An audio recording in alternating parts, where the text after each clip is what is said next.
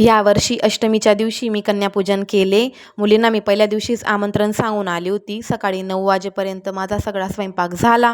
स्वयंपाकमध्ये मी बनवलं होतं हरभऱ्याची भाजी, पोळी, कुरडई तळली होती आणि गोडमध्ये बनवलं होतं शिरा. तर सकाळी 9:30 वाजता सगळ्या मुली आल्या.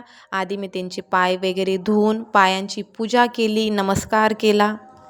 आणि ह्यावेळेस मला काही 9 मुली मिळाल्या नाही. फक्त 4 मुली होत्या. अधिरा धरून म्हटलं मग जाऊ द्या आता एवढ्या का होईना. आणि त्यांच्यासाठी मी मस्त असे गिफ्टही आणले होते, जेणेकरून गिफ्ट पाहून तेही खुश होतील. आणि नंतर मी माझ्या हाताने सगळ्यांना एक एक घास खाऊ घातलं. आणि अधिराचे पाक असे नाटकं चालू होते. इकडे तिकडे तिचं बुडबुड चाललं होतं. ती 2-3 ठिकाणी कन्यापूजन करून आली होती.